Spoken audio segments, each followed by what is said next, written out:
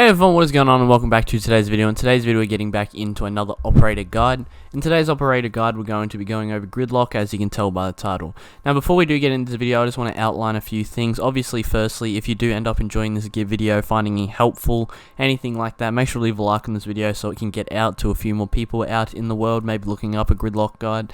And also, if you're interested in checking out more videos from me, make sure to hit that sub button with the notification bell. I'd really appreciate that. We upload daily here and hopefully you guys are here to stick around, but if you're not, if you just want the Gridlock tips, that is completely fine as well. And also, if you do feel like taking the long run, you have any further questions for me about any type of operators, tips, stuff like that, or you just want to come chill, I do stream on Twitch pretty much every day, 7:15 PM Australia Eastern Standard Time. I'd love to see you guys there as well. I stream every time I'm home.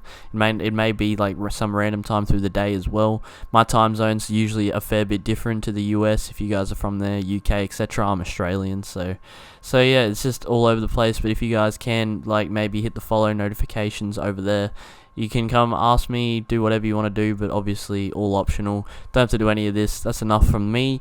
I think we are ready to get into the Gridlock guide, so let's dive into it. So first of all, we are always going to start off with the weapon review, then we're going to move on to the gadget utilization and finish off with the operator strategies. So first and foremost, let's get into the weapon review. Gridlock has access to two primary weapons, one of them being the F90, coming in at 38 damage on 780 rounds per minute. I really like this gun. This is definitely my preferred gun on Gridlock. The LMG definitely is not something to forget about, but with it's just the F90 has very little recoil in my opinion. Still has access to an ACOG sight, a strong ACOG sight. I'm a bit of a sucker for the ACOG, if I'm going to be completely honest, so you can still utilize this quite effectively, and I believe 38 damage on 780 rounds per minute is a very good balance between fire rate and damage that you can get on a weapon, and there's really nothing to complain about. So this weapon probably is a little bit overlooked because of the operator it's on. Gridlock isn't the greatest all-around operator. I'm sure we're all aware of this, but I still do find her quite powerful. I feel like she is actually quite underrated, and she can definitely bring a lot more to a team if people would actually give her a chance. But with that said, this gun having 30 bullets in the magazine is an absolute powerhouse, and I really enjoy using it. This is my preferred gun on Gridlock, but both of them are pretty good weapons that you can bring to the attacking side. Obviously, her alternative option is the M249 SAW light machine gun. This comes in at 48 damage, so a severe increase in damage over the F90, in 10 damage. But its fire rate drops from 780 down to 650. So you can tell the differences between the two weapons, and it really just depends on what type of approach you want to bring to the attacking side. So obviously the LMG, 60 bullets, way more rounds. Has the it has the ACOG the 2 times. Actually, does it have the ACOG? Let me just double check. It does. Okay, so this has the ACOG the 2 times, all of that. So obviously this is just the slower firing, more of hard hitting weapon, obviously, as most LMGs probably are compared to assault rifles, and it is just, I don't really know, it's a great LMG in my opinion. They're both great weapons. She actually has access to a pretty solid loadout. As I said, I feel like Gridlock is definitely underrated, but with that said, the 48 damage is obviously a lot of power. You hit 3 shots with this thing and someone is out of it. And with 650 rounds fire rate, it's obviously pretty slow compared to a lot of weapons, but it still does bring a solid amount of speed to the team that can really push you over the line. Along with having 60 bullets in the magazine with access to all zoom-in scopes, it really is a great weapon. Obviously, I'm gonna sit here and just I don't even have anything to recommend to you guys in terms of primary weapons. The F90 and the M249 are two great they're two great weapons. You can utilize both of them. It's really just up to you guys on how your play style is. I kind of like to go for a more clean, crisp, just clean up type of play style. I don't know if that makes sense. It's a slower play style, and it's more of just a direct enjoyment of I don't even know how to explain it, but I like the F90. M249 is still a great weapon in my opinion, but just really bring whatever fits your playstyle in my opinion. If you're a slower pusher, I feel like the M249 might be your thing, but you probably shouldn't be rushing with Gridlock anyway. And if you're a faster pusher, F90. But with that said, her secondary arsenal, she has access to the Super Shotty, 35 damage on it's got a pump, so you can't just spray this thing. It's not the spaz shotguns like Cav and Valkyrie have. but it comes in with, it only has 3 bullets in the magazine as well. The main way I'd utilize this is for rotations. You're attacking, never mind, I don't know what I'm talking about. Yeah, I don't know. The super shotty is probably just a great cleanup weapon. It's a weapon that can probably be utilized on cleanups, such as when you injure someone. It's just something you can get out quickly, and it should eliminate them with one shot, no matter what. So it's just a quick cleanup. You can't get stressed out, potato or your pistol shot, stuff like that. But all in all, it's just a great shotgun, and obviously you're gonna want to bring a shotgun as a secondary if you have it over a pistol. But some of you guys may think the pistol is just a better option. STP 9mm, 47 damage, trigger finger fire rate, 16 bullets in the magazine. That actually is a pretty solid pistol, but in my opinion, I feel like the super shotty is something you should probably bring. But although I'm not sure, maybe you might want some range. Who knows? In terms of gadgets, she has access to the smoke grenade and also the breaching charge. Both of these can be utilized quite efficiently as gadgets when you're attacking. Obviously, the smoke grenade is to play with like kind of plant play, stuff like that. The breaching charge is the breaching charge. You put that on a wall, going through. It's really, I don't know, I feel like if someone has access to the smokes, you should definitely bring them, in my opinion. And you can utilize that gadget to kind of just work around a plant if you do find yourself in that situation, which you probably should with Gridlock because she has such a slow play style and slow operator speed. And I know that was a long weapon review, but I don't know, I feel like I covered majority of the stuff that you want to hear, so hopefully that wasn't too long. But with that said, let's get into the gadget utilization. So Gridlock has access to the track stingers. These are a thrown gadget that deploys barbed mats capable of slowing down and hurting enemies who traverse them. So if you don't know what traverse means, it means they walk over it.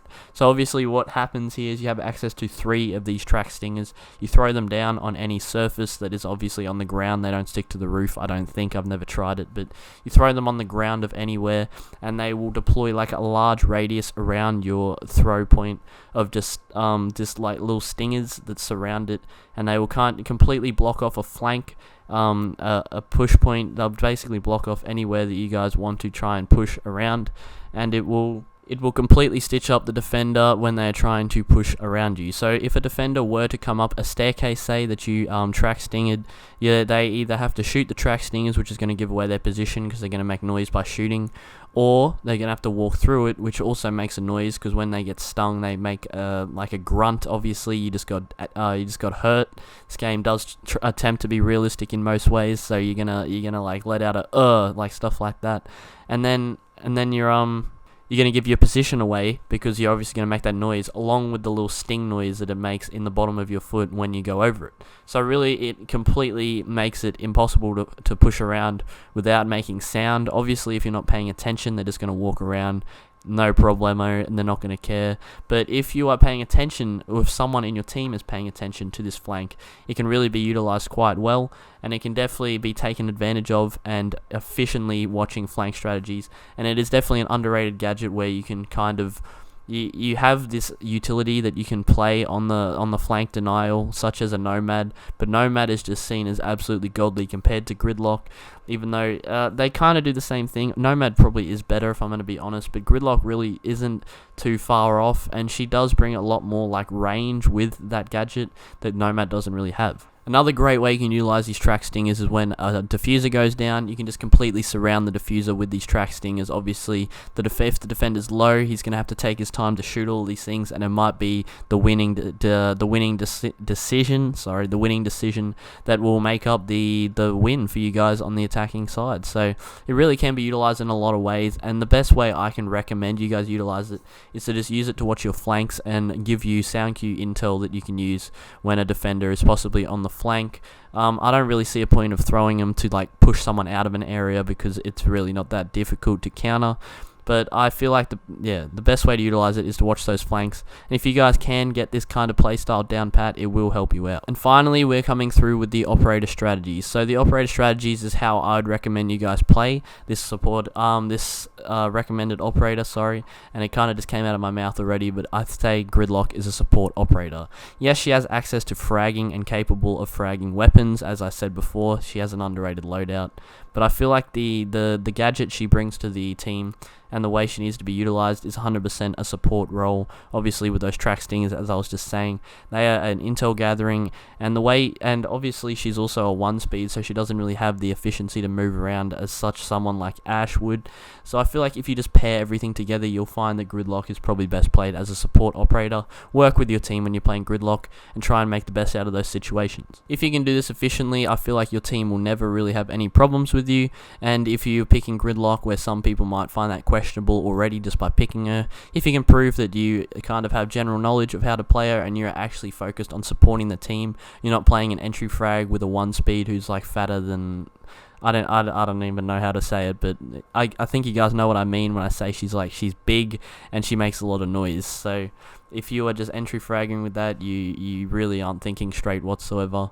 And yeah, so just try and fulfill that support role if you do bring her. She can be a great equivalent to Nomad, and she's just a great all-around operator that I'd 100% recommend. And with that said, that's going to wrap up today's video. I do hope you guys enjoyed. Again, if you did, make sure to leave a like on this video. Also make sure to drop a sub if you're interested in checking out more videos from me after watching this one. If you're interested in more guides, gameplay, etc., all from me. I do them all the time on this channel. We upload every day. So if you guys are interested in checking those out, make sure to drop a sub down below with the notification bell to stay up to date. And also make sure to come check out those streams, as I said at the start, if you have the time. Links in the description. I'd love to see you guys there. And with that said, that's enough talking from me. I hope this video was useful. If it wasn't, also make sure to let me know in the comments before you go if you have the time. I'm always looking for feedback to make better vids. But with that said, this time properly, I'll catch you guys in the next one. Peace.